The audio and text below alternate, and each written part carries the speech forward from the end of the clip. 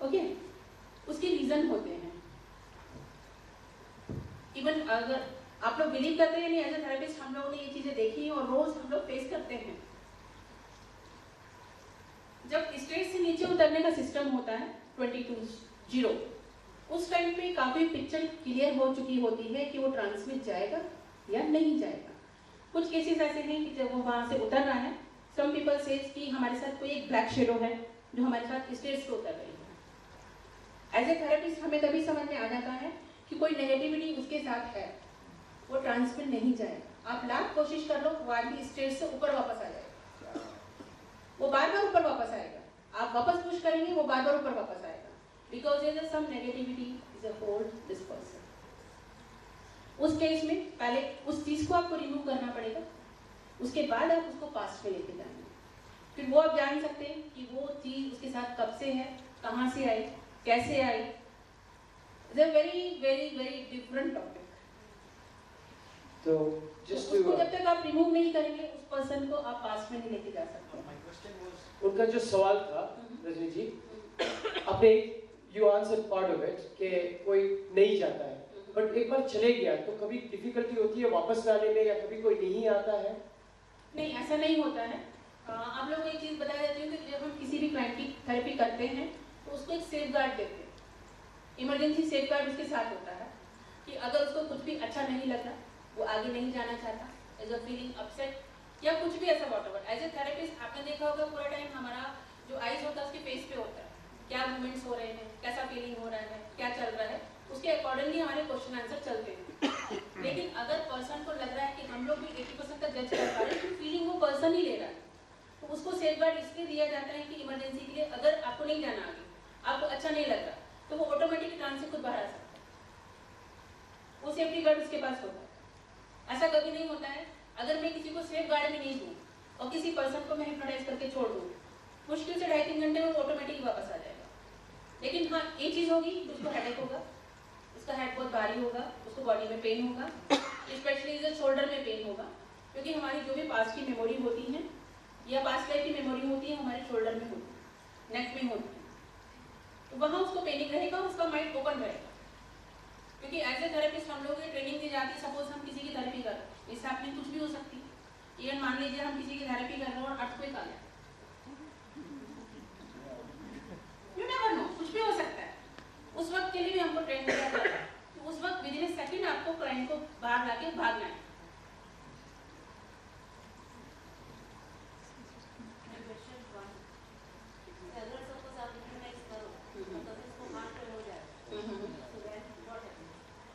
ऐसा केस अभी तक मैंने नहीं ना आया है, मेरे इतने सारे हिप्नोथेरेपिस्ट हैं।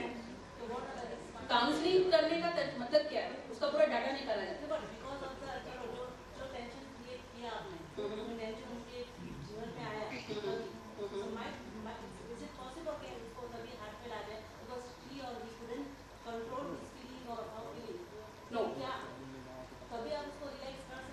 यस, क्योंकि वही बेसिकली हम लोगों की पढ़ाई है कि उस सिचुएशन को कैसे हैंडल करना है। जैसे अभी इन्होंने बीच में बोला था कि उनका हाथ नाम है, एक पैर नाम है, उन्होंने कंप्लेंट किया था, तभी उनको रिलैक्सेशन देके मैंने पूछा था कि हैंड इज ओके, उन्होंने बोला था या ओके, अदरवाइज नहीं तो आप थेरेपी करे जा रहे, आगे बढ़ते जा रहे हो, आपको कुछ पता ही नहीं है कि सामने वाले को कैसे कंट्रोल करना है।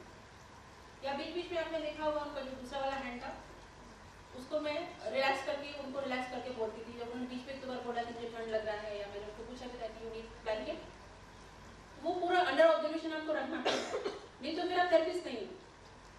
वही हमारी पढ़ाई है, वही हमारे पेशेंट्स है, वही हमारी ट्रेनिंग है।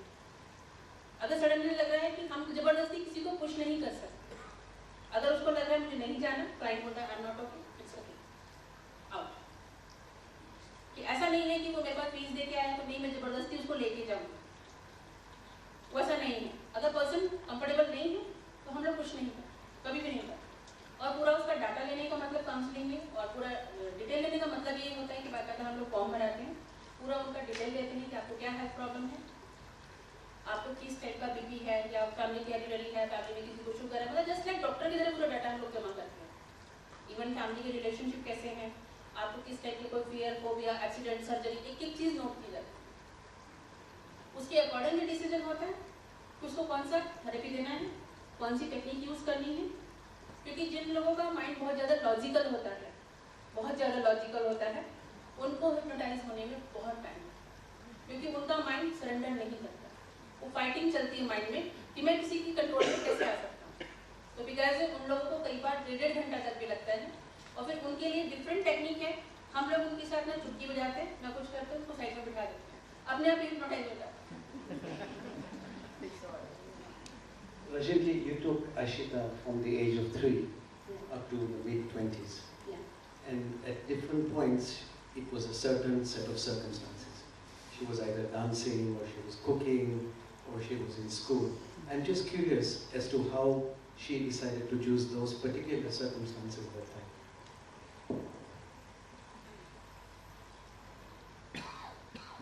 What's the question? Come again. His basic question was that every time you are in a different life level, from age 3 or whatever. अभी इनका जो सवाल है शायद आप ज़्यादा आंसर कर सको कि आपने पहले ही बोला था कि वो एक जो क्लाइंट है वो क्या कौन सी एज या कौन सा ग्रुप या कौन सा वो चूज करता है वो आपके ऊपर नहीं होता है, बट अगर क्या उसका कोई रीज़न होता है कि इन्होंने डांसिंग चूज किया कि वो डांसिंग तब टाइम पे देख रहे थे या कुकिंग के टाइम पे देख रहे थे या फिर आपने बोला 2 साल आगे तो कुछ और देख रहे थे, तो उसका कोई रीज़न होता है या it's basically just how it is? कई बार रीज़न होता है क्योंकि ये लाइफ में आपको क्या लाइकिंग है, तो आपका माइंड वो चीज़ देखना चाहता है, रिकलेक्ट करना चाहता है, और या कई बार ये होता है कि वहाँ से आपके लिए क्या लेसन आ रहा है। और इसमें एक सिस्टम और भी होता है कि अगर ऑडियंस बहुत पेशेंस वाला होता है तो उसमें एक सिस्टम और भी होता है, जब उसका सोल आउट हुआ, ऊपर गया, उस सिचुएशन में सबकॉन्शियस माइंड इतना ओपन होता है, इतना ओपन होता है कि आप कोई भी सवाल पूछो उसका आंसर आपको मिलेगा। इवन हायर सेल से डायरेक्ट कनेक्शन होता है। आप कुछ भी सवाल पूछेंगे आपको यस नो में आंसर मिलेगा, या कोई नंबर से आंसर मिलेगा, या कोई लाइट से आंसर मिलेगा, कोई ना कोई मैसेज आपके लिए जरूर आएगा।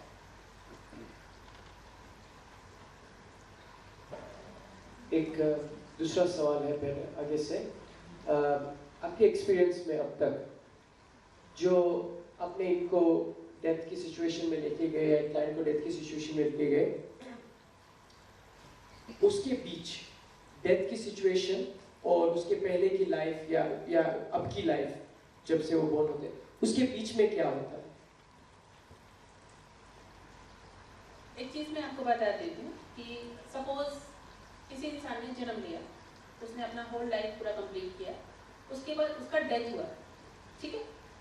ऐसे भी केसेस हैं मेरे पास कि जिन लोगों को एक ही सेशन में मैंने 3 लाइफ में घुमाया, अलग अलग डिफरेंट 2 लाइफ 3 लाइफ, क्योंकि मुझे एक लाइफ में थोड़ा सा प्रॉब्लम मिला, मैंने वहां से क्योर किया, लेकिन अभी भी दूसरा प्रॉब्लम बाकी है।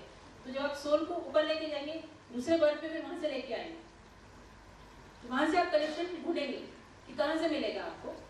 दूसरा एक चीज आपने कुछ और पूछा था कि वो लाइफ डेथ और जो दूसरी लाइफ है उसके बीच में क्या? हाँ, तो जैसे आप वो डेथ होकर सोल ऊपर गया, तो जब आप देखेंगे जो वक्त जो इंसान एक्सपीरियंस ले रहा होता है वो थोड़ी देर तक डार्क में रहेगा, उसको कुछ भी नहीं दिखाई देगा, आप कितना भी पुश करिए उसको कुछ भी नहीं दिखाएगा, automatically whole thing is a dark. जैसे ही आप उसको थॉट देना शुरू करेंगे वो डार्क में घूमता ही रहेगा। अब पता नहीं कि आपका जब डेथ हुआ उसके बाद आपने 50 साल के बाद बर्थ लिया, या आपने 10 साल के बाद बर्थ लिया, या आपने 6 मंथ के बाद बर्थ लिया, कितना गैप के बाद आपने बर्थ लिया, तो तब तक वो सोल वो डार्कनेस में ही रहेगा, वो आप डार्क ही देखेंगे उसको। क्योंकि एक लाइफ से हम यहाँ ले गए, वहाँ खत्म किया, दूसरी लाइफ में फिर लेके आए, वो डार्क में ही घूमता रहेगा, वो आप उस टाइम कुछ भी नहीं देख सकते। क्योंकि मैं एक एक्सपीरियंस और शेयर करना चाहती हूँ, मैंने खुद का मेरा 9 लाइफ देखा हुआ, जैसे डिफरेंट इज अ 9 लाइफ्स, क्योंकि मैंने खुद की वो चीजें experience. I am very curiosity person, बहुत क्यूरियोसिटी मुझे हर चीज की, क्योंकि मुझे ये लगता है कि किसी को कुछ देने से पहले खुद उस चीज का एक्सपीरियंस करो, क्योंकि वो सेशन होता है, आप कितना भी पुश करो वो पर्सन आपको चारों तरफ डार्कनेस ही नजर आएगी। Soul is a movie. एक सवाल है। It was an excellent presentation. Thank you very much. I just have a question referring to Brian Weiss, many lives, many masters, and connecting it with the present live demo that we saw. I wanted to ask you, because we have lived so many lives, and maybe we have before certain remnants of certain phobias, fears, anxieties, whatever we go through. current life. Don't we already choose the circumstances that we need to go through to cleanse our souls as we come onto this earth?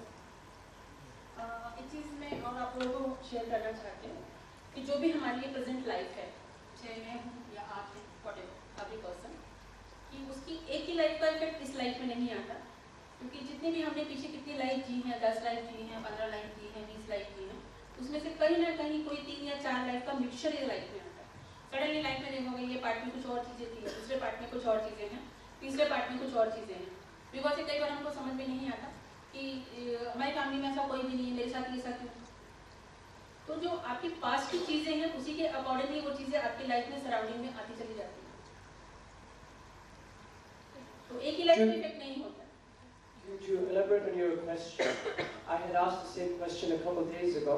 मैंने आपको पूछा था थोड़े दिन पहले कि अगर हम ये लाइफ में मुझे कुछ प्रॉब्लम है और वो मैं उसको लेके आपके पास आता हूँ और आप मुझे वो क्योर कर देते हो, जैसे कुछ भी है, राइट, मेरी पर्सनल रिलेशनशिप प्रॉब्लम है या जो भी, तो हम ये भी बोलते हैं कि जो कर्म है वो बढ़ता है।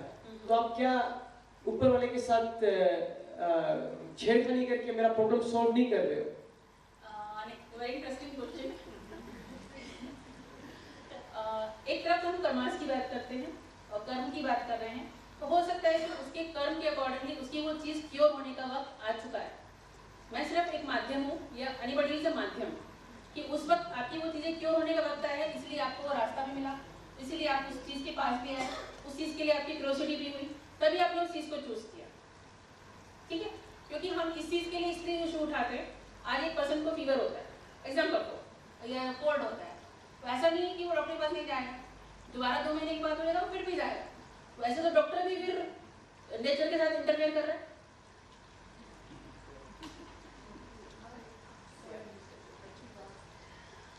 I wanted to ask you, have you taken people forward in life rather than go past life? Have you taken them forward like 2012 this year?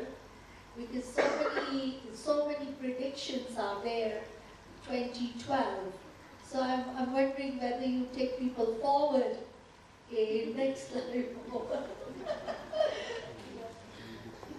इस चीज़ से आपको एक चीज़ बता देती हूँ कि अभी 2012 में हम बात नहीं करेंगे, लेकिन उससे कनेक्टेड आपको एक चीज़ बता देती हूँ कि जैसे हम 5 लाख की बातें करते हैं, कुछ एक केसेस हैं कि अगर आपके पास कोई 50 केसेस आए तो उसमें से 4-5 केस ऐसे होंगे कि जो ऑटोमेटिकली फ्यूचर प्रोग्रेशन में चले जाते हैं। वो आते पास्ट लाइफ के लिए है, क्योंकि एज ए थेरेपिस्ट हम उनको नहीं रोक सकते कि आप पास्ट ही देखो, क्योंकि उनका गॉड, उनका हायर सेल्फ उनको वो क्यों फ्यूचर दिखाना चाहता है, क्यों उनकी लाइफ में कोई लेसन देना चाहता है, कुछ बताना चाहता है, या उनके लिए कुछ और प्लान किया गया है। ये तो हर एक आदमी आके मुझे बोले फ्यूचर प्रोग्रेशन कर दो, वो हमारे हाथ में नहीं है। Automatically person is a God, तो सडनली हमको समझ में आता है जब वो कोई कलर चूज करता है कि person is a God is a future, तो उस वक्त भी हम उसको नहीं रोकते। फ्यूचर में जितना वो घूमना चाहता है घूमता है, उसको खुद को भी नहीं पता वो क्या कर रहा है, लेकिन उसके बावजूद फिर हम उसको वहां से वापस पास्ट में लेके जाते हैं। वो उसकी डेस्टिनी है कि वो क्यों देखना चाहता है। आज भी अगर बड़ी मूवी आके बोले कि नहीं आप 1 लाख रुपए ले लो, मेरे को मेरा फ्यूचर दिखा दो, नहीं, मैं कोई गारंटी नहीं दूंगी। वो आपका लक है, आपका हायर सेल्फ है, आपकी डेस्टिनी है, आप चाहते हो या नहीं चाहते। Have you come across cases where they say what's going to happen? I'm sure you have. No comment. Excuse me? Yeah. If you want to learn hypnosis, how do you go about it? The art of hypnosis. Yeah. Hypnosis का जो पूरा education होता है it's very tough. मैं ये नहीं बोल रही हूँ कि आप नहीं सीख सकते, आपके अंदर एक डेडिकेशन होना चाहिए, एक जुनून होना चाहिए, और दूसरा ये कि lots of patience is patience. आपके अंदर मतलब 10 घंटे तक भी काम करने का एक क्लाइंट के साथ पेशेंस होना चाहिए, क्योंकि जब आप क्लाइंट आपके पास आता है, आप मुश्किल से उसके साथ 5% बात करते हो, सिर्फ आप क्लाइंट को सुनते हो, क्योंकि उस वक्त आपको जज करना होता है। वो कुछ भी बोल रहा है, कुछ भी शेयर करना चाहता है, आप उसको रोक नहीं सकते कि अरे मुझे तुम्हारी लाइफ से क्या लेना देना, तुम्हारा ये प्रॉब्लम है, मुझे क्या। आप सिर्फ सुनने का काम करते हो। ओके, दूसरा ये है कि आप अपने लिए सेल्फ जो डे टू डे की प्रॉब्लम्स हैं, छोटी छोटी चीज़ें हैं, वो आप क्योर कर सकते हैं। दूसरा है कि मान लीजिए अगर काफ़ी लोगों को नींद नहीं आने का प्रॉब्लम होता है, हिप्नोसिस में एक बहुत ब्यूटीफुल चीज़ है, अगर आप 10 मिनट का हिप्नोसिस नींद के लिए लेते हैं तो आपकी 8 घंटे की नींद पूरी होती है। तो ये उन लोगों के लिए बहुत अच्छा वर्क करता है कि सपोज जो लोग बहुत ट्रैवल करते हैं, जो लोग बहुत नाइट में वर्क करते हैं, या जिनको बहुत कम नींद मिलती है, बहुत ज़्यादा स्ट्रेस होता है, तो आप कभी हिप्नोसिस का 10 मिनट का एक्सपीरियंस लेके देखिए, जो आप 5 घंटे तक जा सकते हैं। How do you self-hypnosis yourself? Self hypnosis के लिए मैं प्लान कर रही हूँ फ्यूचर में वर्कशॉप के लिए कि सेल्फ हिप्नोसिस की आप अपने आप को कैसे क्योर कर सकते हैं, या कहीं बॉडी में पेन है तो आप कैसे क्योर कर सकते Is it हैं। by auto-suggestion? Yeah. By auto-suggestion? या क्योंकि हिप्नोथेरेपी का एक सिंपल सा रूल है, बेसिक जो रूल है कि लोग ये बोलते हैं हमें प्रूव करके दिखाओ, हमें साइंस दिखाओ। मैं सिंपल आपको एक एग्जांपल देती हूँ। न्यूटन सबने पढ़ा है, न्यूटन की एक थ्योरी है, आपने एक बॉल पे फेंका, रिटर्न होके वो आपके पास ही आने वाला है। हिप्नोथेरेपी से जस्ट आप जैसा सोचोगे, जैसा बोलोगे, वही चीज़ें आपकी लाइफ में अट्रैक्ट होती जाएंगी। और सिर्फ सेल्फ हिप्नोसिस भी ऐसा नहीं है कि हम सबको सिखाते हैं। जो लोग भी डिप्रेशन के लोग हैं उनको हम सेल्फ हिप्नोसिस कभी भी नहीं अलाउ करते, क्योंकि बिकॉज वो खुद को सेल्फ हिप्नोटाइज किया और वो ट्रांस में जाके उसने कोई भी नेगेटिव थॉट ले लिया तो उसका अच्छे की जगह प्रॉब्लम क्रिएट हो जाए। क्योंकि जैसे ही वो सबकॉन्शियस माइंड में थॉट गया, पर्सन इज रिएक्ट कर नेगेटिव, क्योंकि माइंड एक बार ओपन तो हो गया, आप उसको क्लोज कैसे करोगे। तो जो भी डिप्रेशन के लोग हैं उनको सेल्फ हिप्नोसिस के लिए हम लोग अलाउ नहीं करते। और दूसरा, हिप्नोथेरेपी में एक लेवल होता है। जब हम काफ़ी लोग ये बोलते हैं कि आपको कैसे पता चल रहा है क्लाइंट अभी इधर जा रहा है, एक लेवल आता है कि जब क्लाइंट के साथ उस वक्त इतनी रिदम में आ चुके होते हो, इतना आपका और उसका ऑरा मैच हो चुका होता है कि आप भी उसके साथ देख सकते हो कि वो कहाँ जा रहा है, क्या कर रहा है। Totally is a focus, totally is a aura energy is a match.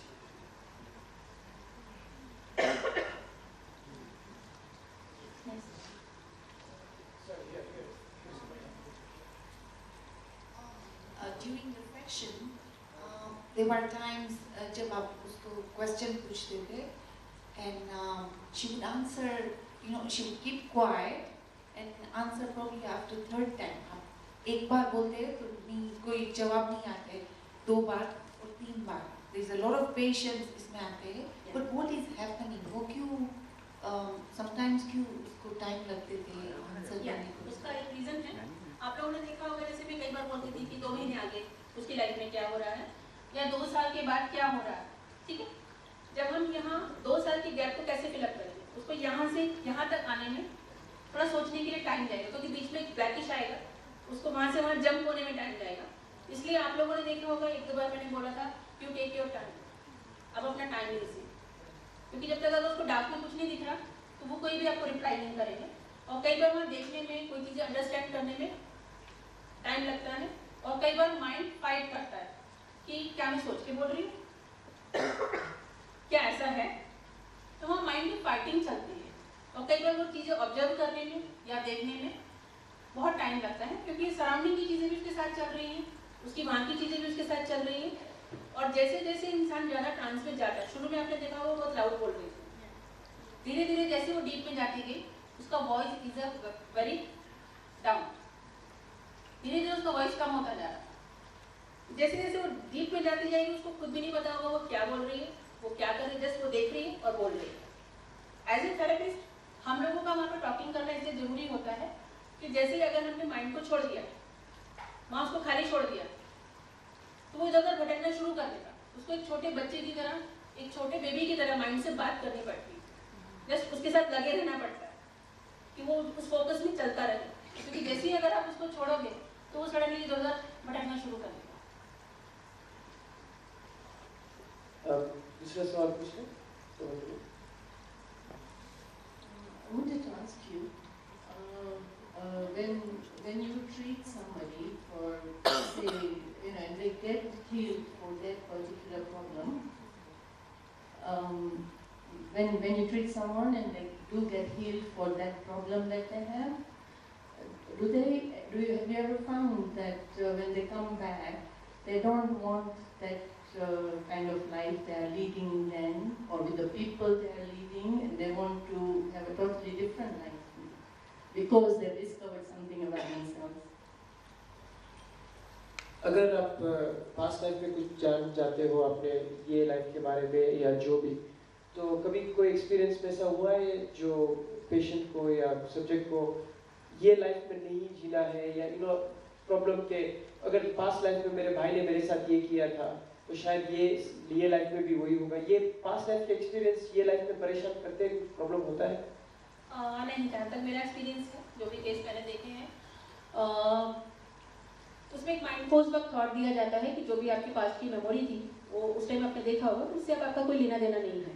तो हो सकता है कि उसको आज तक ये बात याद रहे, फिर 15 दिन तक थोड़ी थोड़ी कम हो, 1 महीने के बाद हो सकता है कि उसको 20% बातें याद रहें, लेकिन कुछ एक पोर्शन याद रहेगा उसको। 100% चीज़ें धीरे धीरे कट होनी शुरू हो जाएंगी। जैसे आज अगर हम अपने 5 साल की चीज़ें याद करना चाहें तो हमें थोड़ा स्ट्रेस देना पड़ेगा, माइंड को याद आएगा लेकिन स्ट्रेस देना पड़ेगा कि हाँ ऐसा हुआ था, ऐसा किया था। लेकिन ये लाइफ में ऐसे कुछ इफेक्ट नहीं होता है। और एक चीज़ और मैं क्लियर कर देती हूँ कि हर एक का डीप में जाने का एक पैमाना होता है। अभी जो लेवल इसका था बहुत कम क्लाइंट्स का होता है, वो 80% तक डीप में गई है। 80% आपने देखा होगा उसकी बॉडी में कोई मूवमेंट नहीं था, बॉडी इज स्टिल, बहुत स्ट्रेट बॉडी थी उसकी। कुछ लोग 40% तक डीप में जाते हैं, कुछ लोग 60% में जाते हैं, कुछ लोग 70%। सबके एक्सपीरियंस अलग अलग होते हैं, किसी भी 2% के एक्सपीरियंस सेम नहीं होते, क्योंकि जब आप जितना ज़्यादा डीप में जाएंगे आपको उतनी कम बातें याद रहेंगी।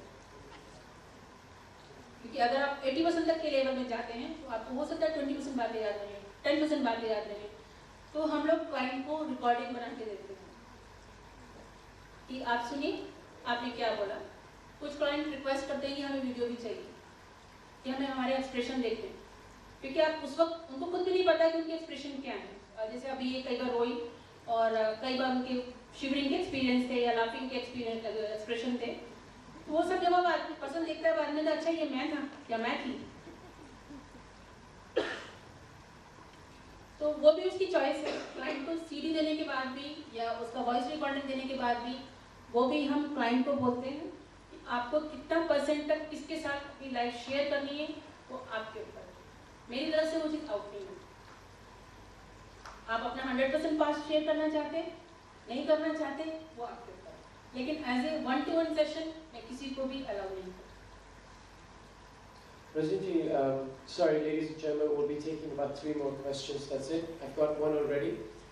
Rajni, कोई एक्सपीरियंस में आपके कभी आपने किया है तो कभी ऐसा हुआ है कि पेशेंट जब घबरा जाता है बहुत और परेशान है, तो कभी ये वो सिचुएशन में से निकलने के लिए बेड से निकल जाता है या भागने लगता है या निकल जाता है, कुछ ऐसा गिर जाता है, ऐसा कुछ कभी?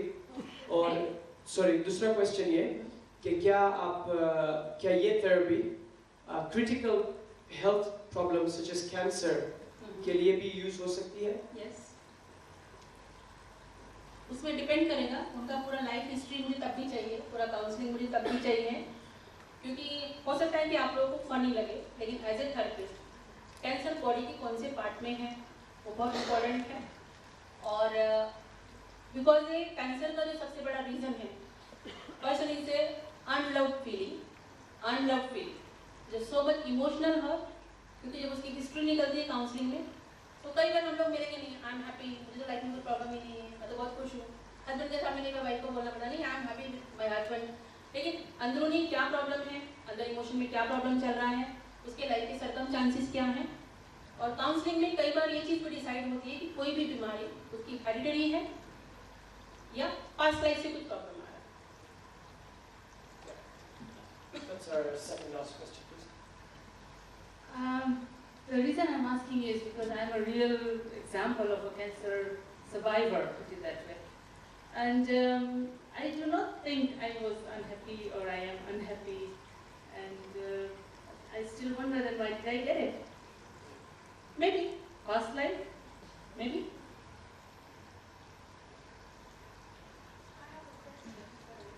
So would I know if I came for a session with you? Yeah, sure. You'd actually, if what happens is a lot of diseases that, from what I've understood, a lot of diseases that you might have in this life, and you not know the cause for it, would actually happen because of your past life, could be possible, and it is curable, or is it, you'd actually be able to find out if that's the reason, if you went for a therapy session. We'll take the last one question. Yeah? Okay, we'll do one more with. Yeah, it's okay.